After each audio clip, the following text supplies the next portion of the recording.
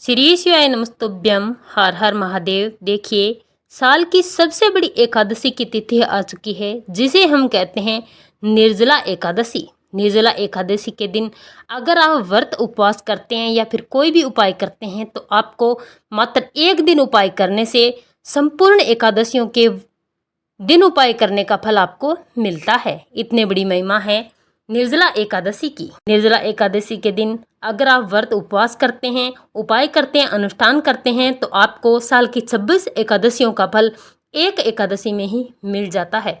इस एकादशी के दिन कुछ भी अच्छा करने से, अनुष्ठान उपाय करने से आपके जीवन के सारे कष्ट और संकट दूर हो जाते हैं। माता लक्ष्मी और भगवान विष्णु की विशेष कृपा आप पर बनी रहती है। आपके जीवन से कष्ट हमेशा हमेशा के लिए दूर हो जाते हैं। आपकी मनोकामना पूर्ण होती है, पापों का नाश होता है और मोक्ष की प्राप्ति होती है। पूज्य गुरु जी ने बताया कि अगर हम निर्जला एकादशी के दिन दीपदान करते हैं, लंबी और गोल बाती के दीपक का उपाय करते हैं तो हमारे जीवन से सारे संकट और कष्ट दूर हो जाते हैं। दुख दरिद्रता कर्ज से मुक्ति मिलती है, धन धान्य के रास्ते खुल जाते हैं, व्यापार कारोबार में वृद्धि होती है, हमारी सारी मनोकामनाएं पूर्ण होती है, हमारे घर का सारा दुर्भाग्य समाप्त होता है। पूज्य गुरु जी कहते हैं कि साल की सभी एकादशियों के दिन दीपदान करने का फल मात्र निर्जला एकादशी के दिन अगर आप इस विधि से दीपदान करते हैं तो आपको साल की 26 एकादशियों के दीपदान का फल निर्जला एकादशी के दिन मात्र दीपदान करने से आपको प्राप्त हो जाता है। तो चलिए जानते हैं इन विशेष उपायों के बारे में कि हमें दीपदान कब और कैसे किन नियमों के साथ करना है। पूज्य गुरुदेव जी की कथा से सुन करके समझ करके आपको समझाने का पूरा प्रयास करूंगा, परंतु उससे पहले अगर आप भी महादेव की कृपा प्राप्त करना चाहते हैं तो चैनल को सब्सक्राइब करके कमेंट बॉक्स में हर हर महादेव जरूर लिखें।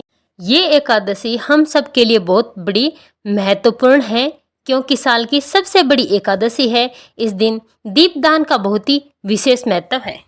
ये दीपदान अगर हम भगवान विष्णु के सामने करते हैं, माता लक्ष्मी के सामने करते हैं या फिर हम तुलसी माता के सामने करते हैं तो ऐसी कोई मनोकामना नहीं जो हमारी पूरी नहीं हो सकती। तो आपको इस विशेष तिथि में दीपदान जरूर करना है और आपको विशेष नियम के साथ इस दीपदान को करना है। यही दीपदान आपकी सारी मनोकामनाओं को परिपूर्ण करेगा। तो चलिए जानते हैं पूज्य गुरु जी के द्वारा बताए गए सबसे पहले उपाय की। इसके लिए आपको तैयार करने हैं 2 दीपक। एक दीपक आपको लंबी बाती का तैयार करना है और दूसरा दीपक आपको गोल बाती का तैयार करना है। दीपक आप मिट्टी का भी ले सकते हैं और आटा मांडकर बिना नमक के आटे से भी आप दीपक बना सकते हैं। लंबी बाती जो आप लगाएंगे वो आप लगाएंगे मोली के धागे से और गोल बाती आपको लगानी है रुई से। इसी के साथ आपको ले लेने हैं 11 काले तिल के दाने और साथ ही साथ लेनी है आपको 1 चुटकी हल्दी। अब ये सारी सामग्री लेकर आप पहुंच जाएं तुलसी जी के पौधे के सामने। ये उपाय आप सूर्यास्त के बाद कभी भी कर सकते हैं।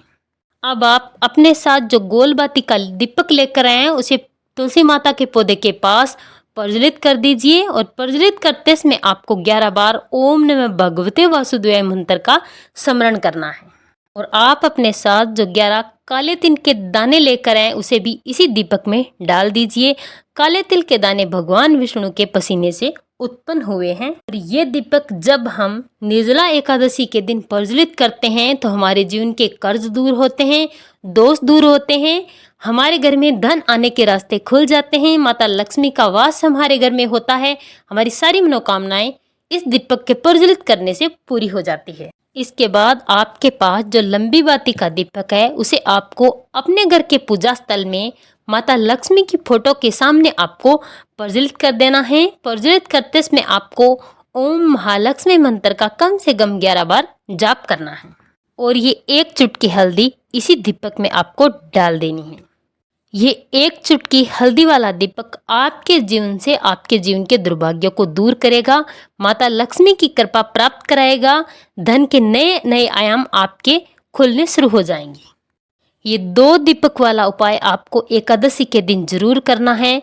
बहुत ही सर्वश्रेष्ठ होता है ये दीपदान अगर आप निर्जला एकादशी के दिन करते हैं तो। अगर आप एक दीपक भगवान विष्णु के निमित्त लगाते हैं और दूसरा दीपक अगर आप माता लक्ष्मी के निमित्त लगाते हैं तो आपके जीवन में धन धान्य की प्राप्ति होती है, आपके जीवन में सुख और समृद्धि होती है, माता लक्ष्मी का स्थायी निवास आपके घर में होने लगता है। चलिए अब बात करते हैं पूज्य गुरु जी द्वारा बताए गए दूसरे उपाय की, परंतु इससे पहले एक बात का विशेष ध्यान रखें कि एकादशी के दिन आपको किसी भी वृक्ष की ना तो कोई पत्ती तोड़नी है और ना ही कोई लकड़ी तोड़नी है। आपको जिन भी चीज़ों की जरूरत पड़ती है वो आप एक दिन पहले तोड़ कर रखें या फिर पेड़ से जड़े हुए पत्तियों का इस्तेमाल आप कर सकते हैं। इस एकादशी के दिन आपको एक बात का विशेष ध्यान रखना है, एक काम जरूर करना है। आपको एक रोटी लेनी है, उसमें आपको थोड़ा सा गुड़ रखना है और 11 काले तिल के दाने रखने हैं और इसे आपको किसी भी लाल रंग की या सफ़ेद रंग की गाय को खिला देना है। ध्यान रखें गाय एक वर्णी होनी चाहिए, या तो लाल रंग हो या फिर सफ़ेद रंग हो, दूसरा रंग उस गाय में मिक्स ना हो। आप सबको पता है कि गाय में 33 कोटि देवी देवता निवास करते हैं। अगर आप ये रोटी गाय माता को खिलाते हैं तो 33 कोटि देवी देवताओं की कृपा आपको प्राप्त होती है, उनका आशीर्वाद मिलता है। अब बात करते हैं दूसरे उपाय की। इस उपाय के लिए आपको लेना है 1 लोटा शुद्ध जल। 1 लोटा शुद्ध जल आपको अपने घर के मटके से भर लेना है और इसी के साथ आपको लेना है 11 तुलसी जी के पत्ते। ध्यान रखना पत्ते कहीं से भी खंडित ना हो। एकादशी के दिन आप पत्ते ना तोड़े, एक दिन पहले ही तोड़ के रख लें। अब ये पत्ते आपको 1 लोटे जल में मिला लेना है। अगर आपको 11 पत्ते नहीं मिलते हैं तो आप 1 पत्ते से भी उपाय कर सकते हैं। 1 लोटे जल में 1 पत्ता डालकर आपको पहुंच जाना है भगवान विष्णु के किसी भी मंदिर में। इस 1 लोटे जल को आपको भगवान विष्णु की चौखट पर रख देना है और कुछ भी नहीं करना है, मात्र आपको भगवान विष्णु की चौखट पर रखना है और ओम नमः भगवते वासुदेव मंत्र का आपको जाप करना है और जाप करने के बाद आपकी जो भी मनोकामनाएं हैं वो आपको बोल देनी है। इसके बाद आपको 1 लोटा जल लेकर पहुंच जाना है किसी भी पिंपल वृक्ष के नीचे। पिंपल वृक्ष का पेड़ आपके पास नहीं है तो केले वृक्ष के नीचे या फिर समी वृक्ष के नीचे 1 लोटा जल लेकर चले जाएं। इन तीनों में से आप किसी भी पेड़ के नीचे जा सकते हैं। जल आपको पिंपल वृक्ष के पेड़ की जड़ में समर्पित करना है। पूज्य गुरु जी कहते हैं कि अगर आप निर्जला एकादशी के दिन ये तुलसी का पत्ता डला हुआ 1 लोटा जल भगवान विष्णु की चौखट पर रखकर अगर आप पिंपल वृक्ष की पेड़ की जड़ में समर्पित करते हैं तो भगवान विष्णु इससे बहुत ही अधिक प्रसन्न होते हैं। आपको सिर्फ 1 वृक्ष की जड़ में ये जल समर्पित करना है। जल समर्पित करते जाइए, ओम नमः भगवते वासुदेव मंत्र का जाप करते जाइए और साथ ही साथ आपको अपनी मनोकामना भी करनी है। पूज्य गुरु जी ने बताया कि अगर आप इन 4 में से किसी एक भी पेड़ में ये जल समर्पित करते हैं तो आपकी मनोकामनाएं शीघ्र ही पूर्ण होती है।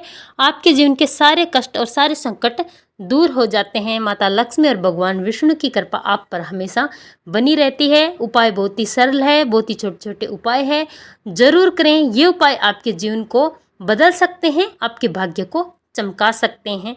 ओम नमः भगवते वासुदेवाय।